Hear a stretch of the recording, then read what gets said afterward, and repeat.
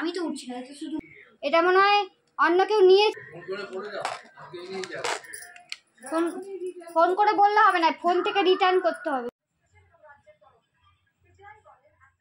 Hello everyone, welcome back to my channel Sanchita's cooking and ব্লগের নতুন একটি ব্লগ ভিডিওর সঙ্গে তোমাদের সকলকে ওয়েলকাম জানাই। আজকে অনেক দিন পর ব্লগ শেয়ার করছি, আর এই ব্লগটা কিন্তু অনেক দিন আগের, মানে বেশ কিছুদিন আগের, এক সপ্তাহ মতো আগের। তো যাই হোক, এই কদিন তোমাদের সঙ্গে ভিডিও শেয়ার করতে পারিনি, দেখতেই পাচ্ছ দেশের যা অবস্থা। আর আমার এডিট ফেডিট করতেও খুবই বাজে লাগছে যে মানে এই ভিডিও ছাড়বো যে, তো এতদিন পর আর কি ভিডিওটা ছাড়ছি। কেননা ভিডিও না ছাড়তে ছাড়তে আর কি শুধু লাইভ করলে তো হবে না, ভিডিও না ছাড়লেও চ্যানেলের রিচ ডাউন হয়ে যাচ্ছে, যে কারণে আজকে এই যে এডিট করে এখন বসেছি। দেখো সকালে কিন্তু রুটি করে নিচ্ছি, আর এই সময় কিন্তু মায়ের অপারেশন হয়েছে, যেহেতু মা কিছু করতে পারবে না, আমার একা একা করতে হচ্ছে সব কিছু। তো এখানে রুটি করছিলাম, আর নিচে দেখছিলে তোমাদের দেখালাম যে সবজি কাটছিলাম। তো এদিকে রুটি হচ্ছে, অন্যদিকে কিন্তু ডাল বসিয়ে দিয়েছি, ডালটা সিদ্ধ হচ্ছে। তো চলো, মায়ের আর বাবার দুটো দুটো চারটে রুটি এখানে তাড়াতাড়ি করে নিই। আর এক হাতে যখন রুটি করা হয় না, মানে এক হাতে যেহেতু আমি ক্যামেরা ধরে রয়েছি, খুবই প্রবলেম হচ্ছে, কেননা রুটিটা ফেটে গেছে, দেখতেই পাচ্ছ। এই দেখো এখানটা দিয়ে বাষ্পটা বেরিয়ে যাচ্ছে, মানে খুন্তি দিয়ে না চাপ দিলে এটা ফুলবে না। যাই হোক, ওটা করা হয়ে গেছে। বাকি অন্য আরেকটা ছিল, সেটাও দেখো কি সুন্দর ফুলে গেল রুটিটা। যাই হোক, এবার কিন্তু এইভাবে রুটিগুলো আমি করে নেব। আর অন্যদিকে ডাল তো অলরেডি সিদ্ধ হতে দিয়েছি, ডাল বসিয়ে দিয়েছি। তো চলো, তোমাদের সঙ্গে পরে কথা হচ্ছে আবার। বন্ধুরা, বেশ কিছুক্ষণ পর আবার চলে এসেছি। এদিকে কিন্তু ডালে ফোড়ন দেওয়া হয়ে গেছে, আর ওইদিকে পিসি বসে বসে আমার সাথে গল্প করছিল, মানে পিসিকে একটু চা করে দিলাম, পিসি চা খাচ্ছিল সিঁড়িতে বসে। আর এদিকে আমি কিন্তু সব কুটনা কাটনা কেটে নিচ্ছি আর কি, চা সবজি বানাবো। আর এই দিকে দেখো, তারপরে হচ্ছে গিয়ে নিয়ে চলে এসেছে, আজ কিন্তু জোড়া ইলিশ না, আজ হচ্ছে ট্রিপল ইলিশ মাছ নিয়ে চলে এসেছে। আসলে তোমাদের দাদাভাইয়ের বন্ধু, মানে পুরঞ্জয় দাদার তো আড়ত আছে, তো পুরঞ্জয় দাদাভাই বলেছিল যে আজকে ইলিশ মাছ ঢুকবে আড়তে। তো তখন তোমাদের দাদাভাই বলেছিল যে মাছ তাহলে রাখতে। তো এই যে আজকে নিয়ে চলে এসেছে, দেখতেই পাচ্ছ এখানে 3খানা ইলিশ মাছ নিয়ে এসছে। মাছগুলো যখন পরপর সাজিয়ে রাখছিলাম, এত সুন্দর লাগছিল কি বলবো বন্ধুরা। আর এখান থেকে কিন্তু এক পিস দিয়ে দেওয়া হয়েছিল পিসিকে, মানে প্রত্যেক বছরই ফুচকা একটা করে পিসিদের আর কি খাওয়ায়, যখন আমাদের কিনে আনে পিসিদের জন্য একটা এক্সট্রা, মানে পিসিদের আর কি খাওয়ায় প্রত্যেক বছরের জন্য একটা করে। তো এখান থেকে পিসিদের একটা দিয়ে দেওয়া হয়েছে, আর আমাদের জন্য দুটো রাখা হয়েছে।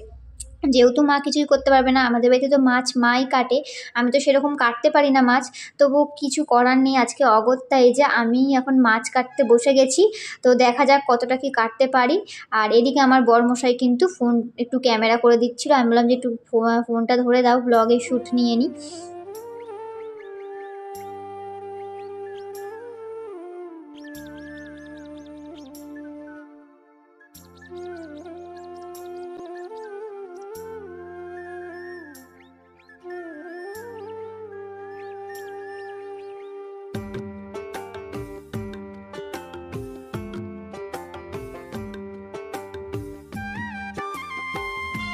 তো চলো, মাছগুলো কেটে ভালো করে ধুয়ে রেখে দিই। আর মাছের মাথা দিয়ে আজকে করবো একটুখানি পাঁচমিশালি তরকারি, তোমাদের তো তখন দেখালাম সবজি কাটতে বসেছিলাম। তো চলো, সেই ভিডিওটা তোমাদের সঙ্গে শেয়ার করছি। আর একটুখানি করেছিলাম সর্ষে ইলিশ, আর আমার বরমশাই খেতে ভালোবাসে লেজা ভাজা, ওর জন্য হচ্ছে গিয়ে একটু লেজা ভেজে রেখেছিলাম। যাই হোক, তো চলো তারপর তোমাদের সঙ্গে পরে কথা হচ্ছে, আর কি করেছি সেটাও তোমাদেরকে বলবো। চলো দেখতে থাকো আর সঙ্গে থাকো। এদিকে কিন্তু ইলিশ মাছটা আমি মেখে রেখে দিয়েছিলাম। তো ইলিশ মাছ রান্না করা তো খুবই সোজা আর খুবই সহজ, টাইমও কম লাগে, কোনো মানে বেশি ঝামেলা লাগে না। যাই হোক, এখানে কিন্তু সর্ষে আর কাঁচা লঙ্কা একসঙ্গে বেটে, তারপর ওর মধ্যে সর্ষের তেল দিয়ে একটু টক দই দিয়েছিলাম, এটা কিন্তু বেশ টেস্ট হয় খেতে। তারপর একটু কাঁচা লঙ্কা চিড়েও দিয়েছি, কালো জিরা ফোড়ন দিয়ে করে নিলাম সর্ষে ইলিশটা। তো রান্না কিন্তু একদম কমপ্লিট হয়ে গেছে, দেখতেই পাচ্ছ। আর এটার মধ্যে একটার মধ্যে দেখো মাছ আছে, কিন্তু একদম গ্রেভি একদম কম, এই যে যেটা দেখাচ্ছি।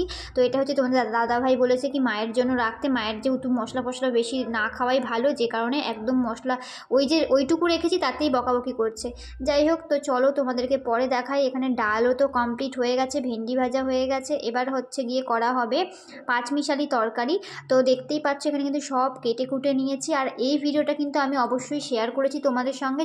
তোমরা যদি কেউ দেখতে চাও মানে এই পাঁচমিশালির রেসিপিটা, তোমরা কিন্তু আমার চ্যানেলে গিয়ে দেখে আসতে পারো। আমি কিন্তু অলরেডি আমার চ্যানেলে এই রেসিপিটা পোস্ট করে দিয়েছি। তো চলো, তোমরা যারা যারা দেখোনি, আমি কিন্তু ডেসক্রিপশান বক্সে এই ভিডিওর লিঙ্কটা তোমাদেরকে দিয়ে দেবো। তোমরা যদি এই রেসিপিটা দেখতে চাও, ডেসক্রিপশান বক্সে লিঙ্কটা রয়েছে। খেতে কিন্তু খুবই টেস্টি হয়। আর রান্নাবান্না কাজকর্ম সব কিছু কমপ্লিট হওয়ার পর কিন্তু আমার একটা পার্সেল চলে এসেছিলো। পার্সেল অর্ডার করেছিলাম। তোমরা তো জানো যে আমার ফোন আটকানোর ওটা মানে ভেঙে গেছে, যে কারণে রিং লাইটের সাথে কেমন আছে জানি না, খুব হালকা লাগছে আর আমার ছোটো ছোটো লাগছে। দেখি কেমন। হ্যাঁ,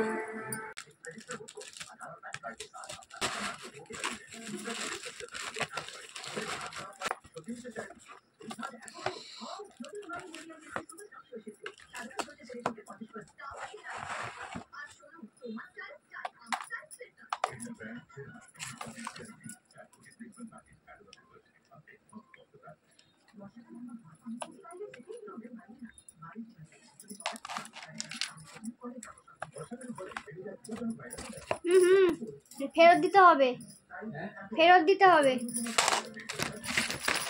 ফেরত দিতে হবে। এটার ইয়েটাই আসেনি, এটা ফেরত দিতে হবে।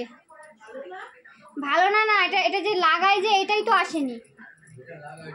এটা এসছে, লাগানোটা এসছে, মানে এটার সঙ্গে যে এটা যে লাগাবে এর উপরে ওইটাই তো আসেনি। আমার মনে হয় এটা রিটার্ন দিয়েছে, এটা মনে হয় অন্য কেউ নিয়েছিল, যে নোংরা ঠোংরা।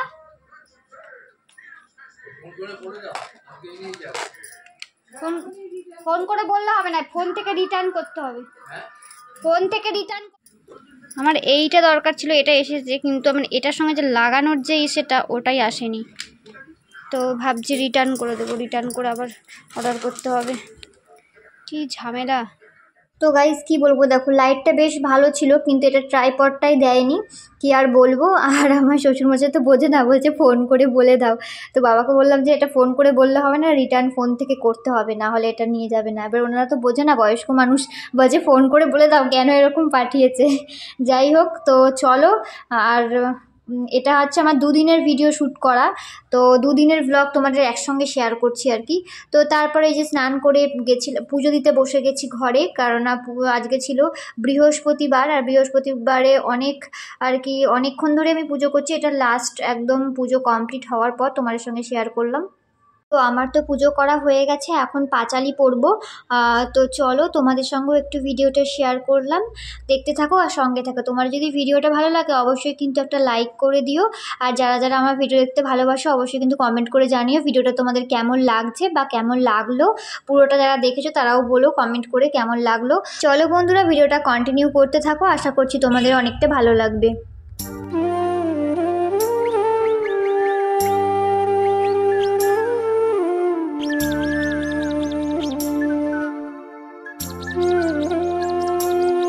তো পাঁচালি পড়া হয়ে গেছে, এখন পুষ্পাঞ্জলি দিয়ে নেব। সমস্তটা আমি তোমাদের সঙ্গে শেয়ার করিনি, কারণ ভিডিওটা অনেকটা লং হয়ে যাবে, তোমাদের দেখতে ভীষণ অসুবিধা লাগবে।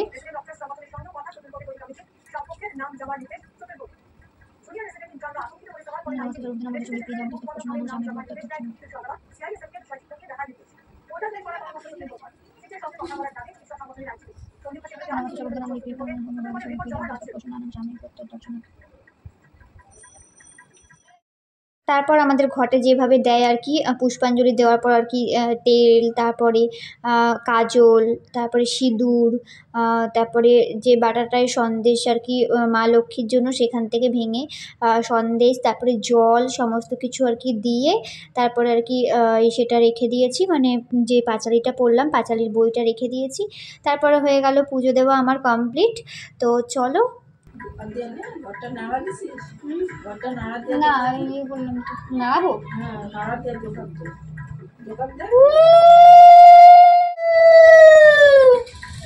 বসানোর সময় জোগাড় দিয়ে বসিয়েছি।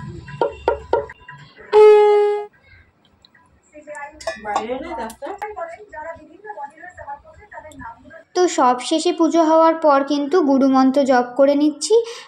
ফাইনালি আমার কমপ্লিট পুজো করা আজকের। তো চলো, পরে কি করছি না করছি তোমাদের সঙ্গে সবটাই শেয়ার করব।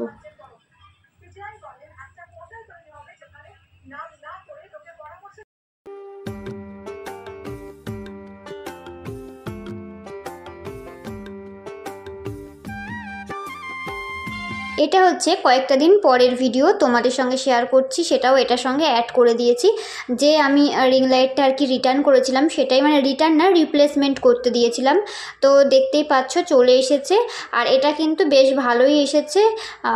তো ট্রাইপডটাও দিয়ে দিয়েছে। আমি ওটা রিপ্লেসমেন্টে লিখেছিলাম যে একটা আর কি পার্ট মিসিং, মানে রিটার্ন করিনি, তবে রিপ্লেসমেন্ট করেছিলাম।